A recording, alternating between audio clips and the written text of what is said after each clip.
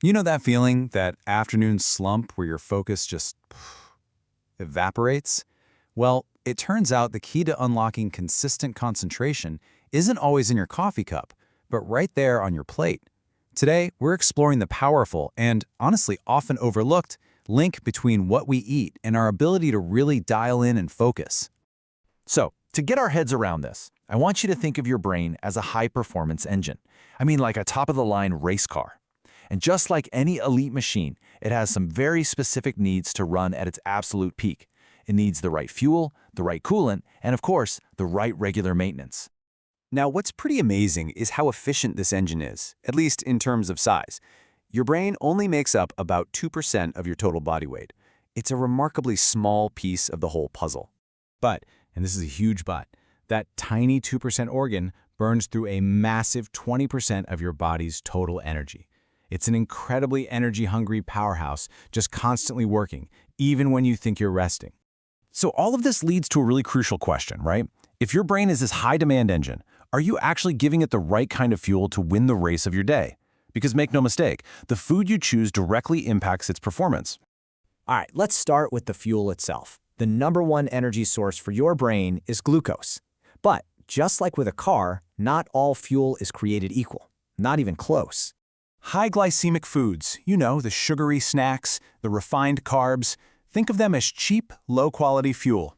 They give you this quick, intense spike in blood sugar, but it's always followed by a dramatic crash that leaves you feeling foggy and unfocused. On the flip side, low glycemic foods are your premium fuel.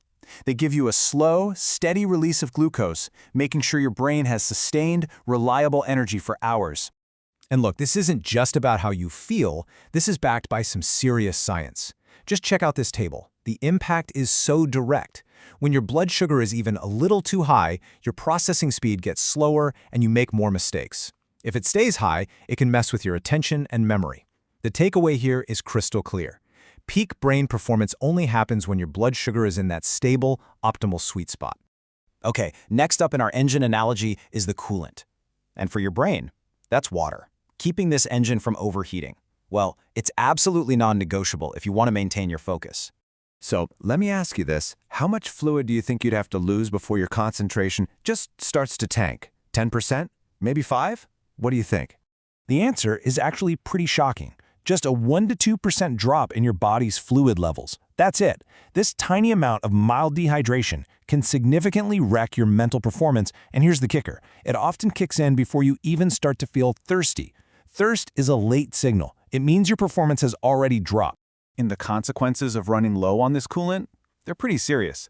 We're talking slower reaction times, trouble with short-term memory, and just general reduced alertness.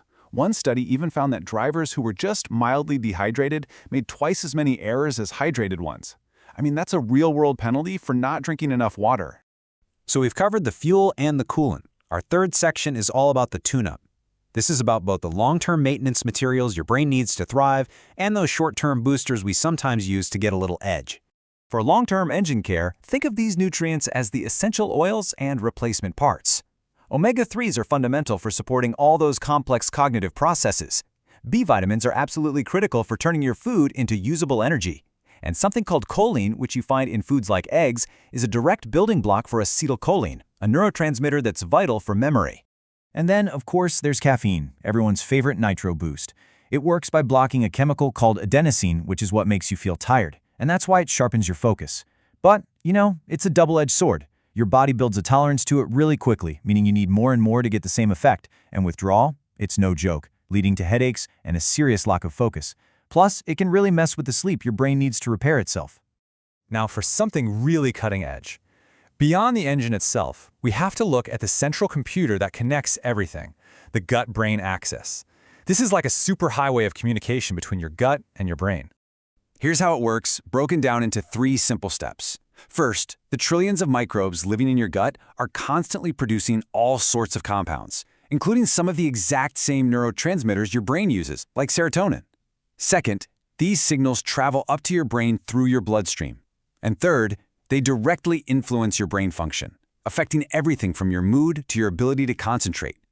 A healthy gut literally helps create a healthy, focused mind. Okay, so we've looked at the fuel, the coolant, the tune-ups, and the central computer. Let's pull it all together into a plan you can actually use. This is your playbook for peak cognitive performance. All right, here are the key moves. First, fuel your brain with a steady supply of low glycemic carbs. Second, hydrate all day long. Don't wait until you're thirsty. Third, make a protein-rich breakfast a priority to set your day up for success. Try to eat smaller, balanced meals every 3 to 4 hours to avoid those energy crashes. Use caffeine strategically as a tool for a specific task, not as your baseline fuel. And finally, do things to support your gut health to keep that brain-gut superhighway clear. At the end of the day, your focus isn't just about willpower, it's about biology. Your brain is a finely tuned machine, and it's really up to you to give it the high-quality resources it needs to perform at its best. So, looking at this playbook, what's the first change you're going to make to properly fuel your own high-performance engine?